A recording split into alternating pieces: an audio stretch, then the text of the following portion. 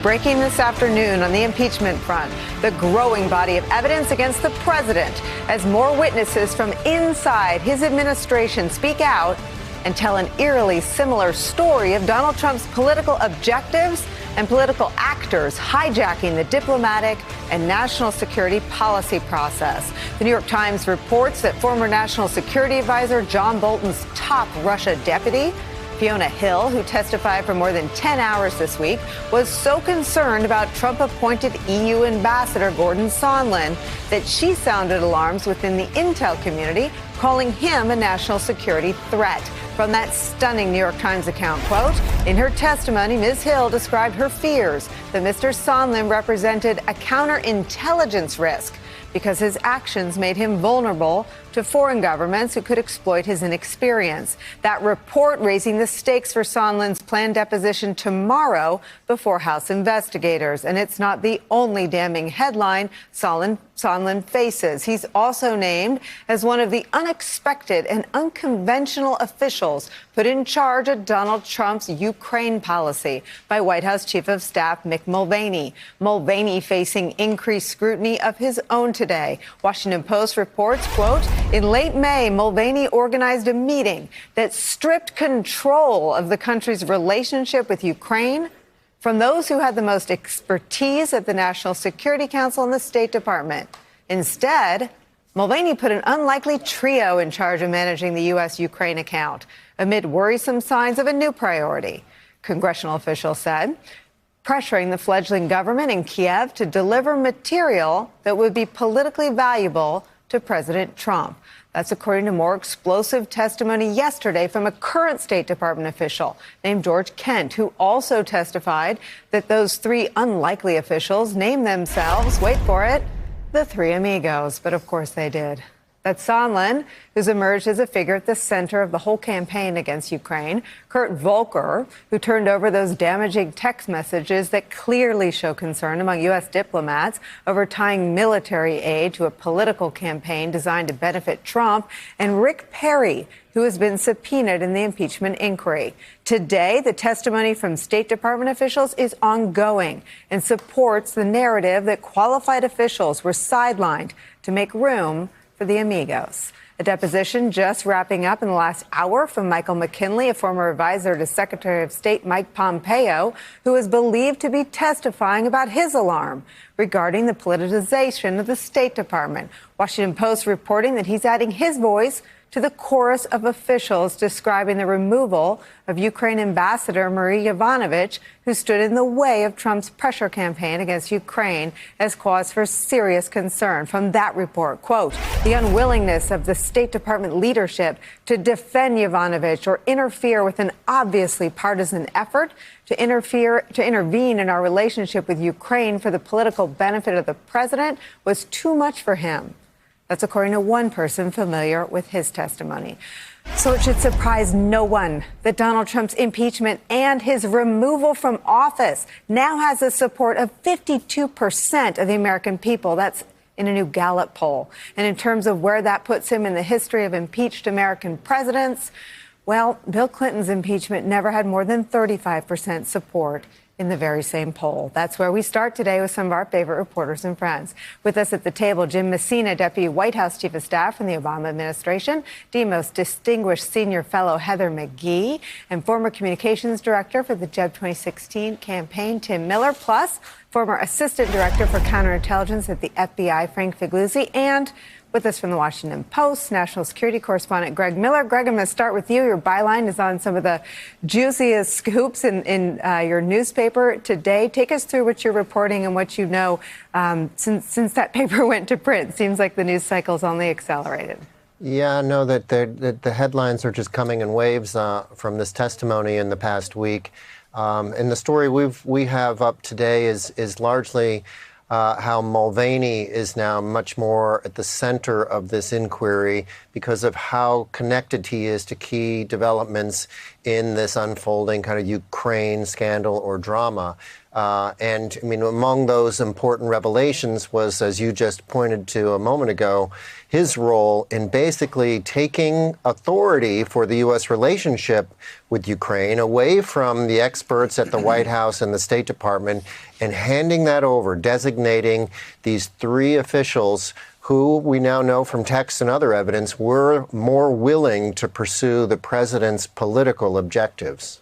You know, Greg, I'm glad you sort of took down the bright lights and brought out a flashlight, and we should shine it on Mulvaney for a while, because it's my understanding that Fiona Hill testified, as all the State Department officials have, but she was a West Wing official. She testified to this hijacking of the policy process, and this is what made John Bolton furious, and he expressed that anger, as he's sometimes known to do. But the second piece of what I understand to be emerging from your reporting is that there are now questions and signs pointing to Mulvaney's role in halting that aid while this pressure campaign was underway to get Zelensky to commit to investigating Burisma. Can you flesh that out for me? Yeah, I mean, that's what I was trying to say a minute ago about how when you look across the timeline here in the chronology, I mean, he's there at really important moments and important decisions. Putting the so-called three amigos in charge of pursuing the president's agenda in Ukraine was one. That happens very early. But then months later, it's Mulvaney, who, remember, is still the director of the Office of Management and Budget, even as he's acting White House chief of staff, who hits the brakes on the funding aid that the United States, $400 million worth of aid that was flowing to Ukraine. He stops that. I mean, it's his office that stops that just a week or so before that fateful call between Trump and the leader of Ukraine. Frank Figliuzzi, this feels like a really important development that Greg and his colleagues have unearthed and reported on just this week. And this seems like this is a gut. I don't have any reporting to point that this is an orchestrated effort, but it feels like there is now a ripening of what could be an effort to throw Mulvaney under the bus on the military aid, to say, oh, the president had no idea the aid was held up until that commitment came through. Mulvaney did it. Well, first, if we're using the organized crime family model, it's now looking like Mulvaney would be someone we call a captain or a crew chief. He's running a crew. And Nicolle, I almost hope that they're going to throw Mulvaney under the bus. Here's why. He's the closest we're going to get to the president and to attribution and guilt and consciousness of guilt for the president. So if he's pressed hard and he's facing exposure, criminal exposure, he may well say, I'm not going down for this president. I will tell you that I was instructed to do this, this, and that with the so-called three amigos, or to use a Trump term, bad hombres is what they really are.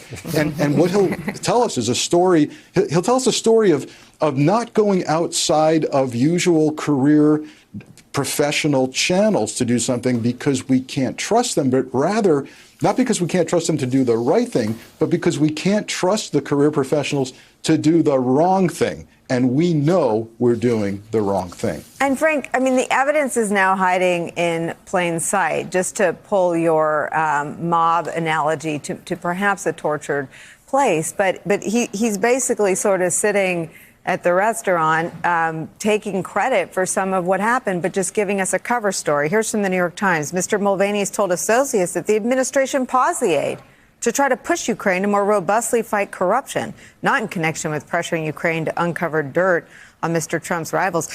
A former DOJ official points out to me there was no anti-corruption agenda in the Trump administration, internationally or domestically. That is a crummy cover story and a confession to the crime of tying the aid to a condition. Yeah, so while we're all wringing our hands over the DOJ policy or memo that you can't indict a sitting president, here comes Mulvaney wide open to criminal exposure here. If he's the guy who essentially orchestrated the quid pro quo, if he's the guy holding back the money, implying a threat or that, you know, we will do something in return for this, he's wide open for criminal exposure, and I would assert someone's looking at him right now in terms of that.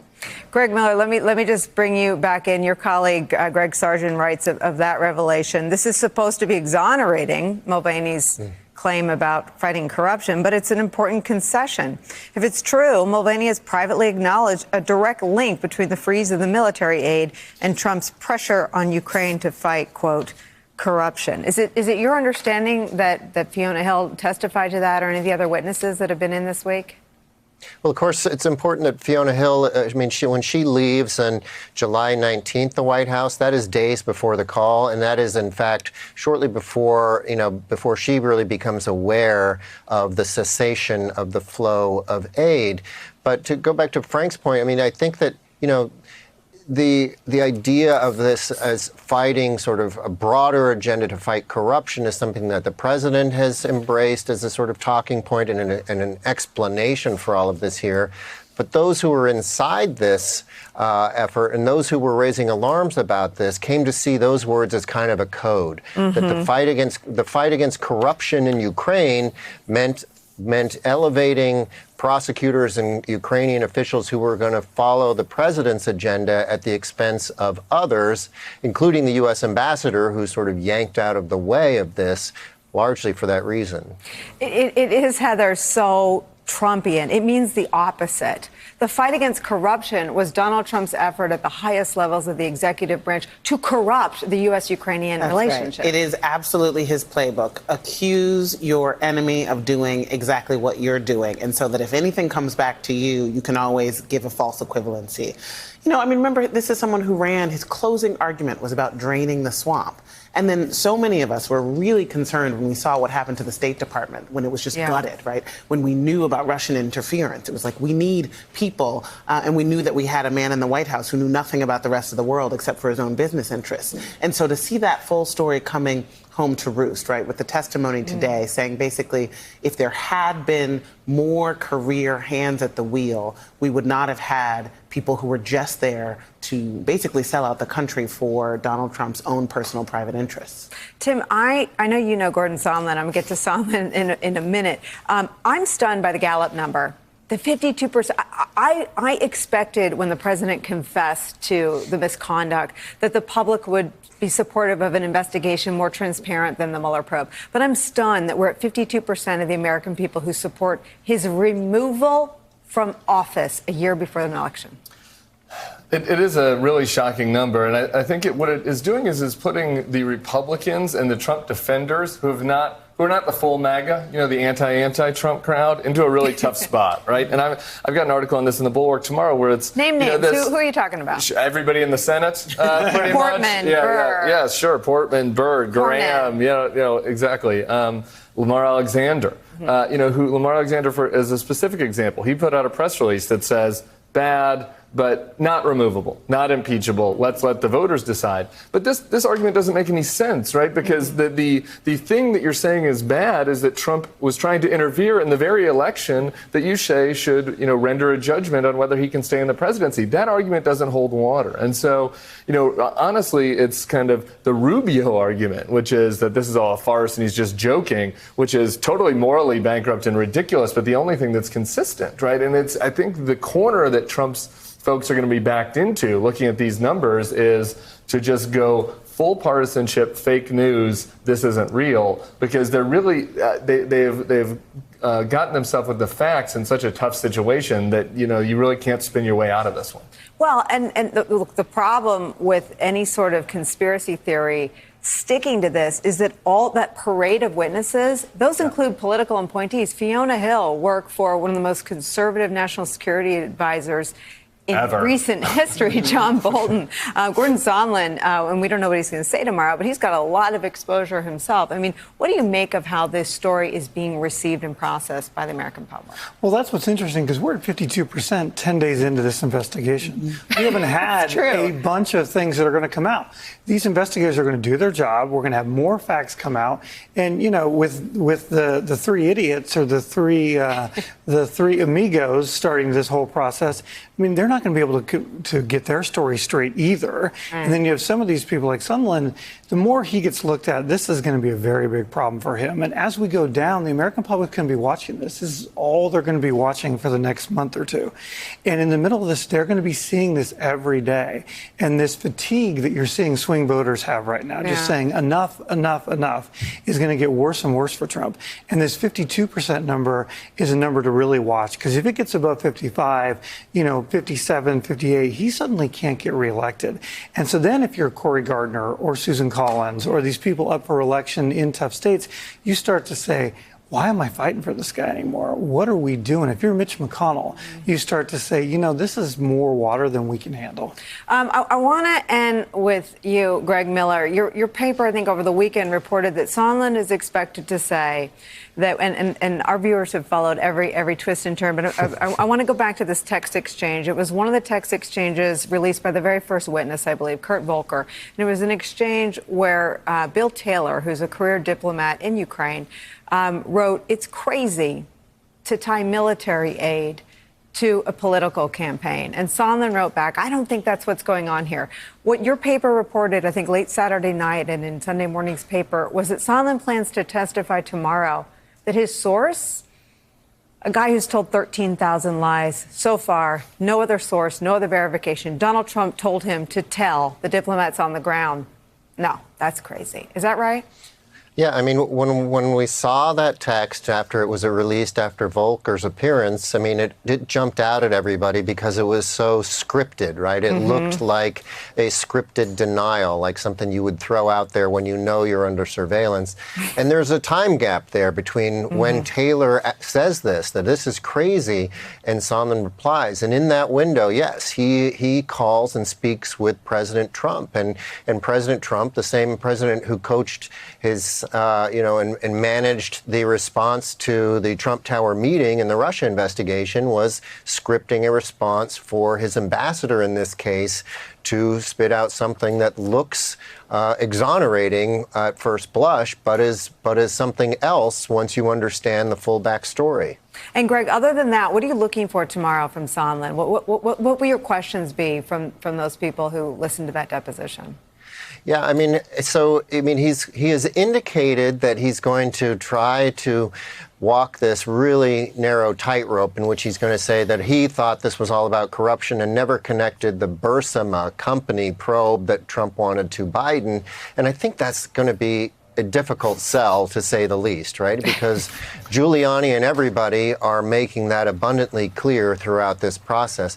I mean, obviously what will be important is to what extent do we get a read tomorrow on which Sondland is starting to think of protecting himself and providing information that is damaging to other people in the administration, perhaps Mick Mulvaney, if not the president.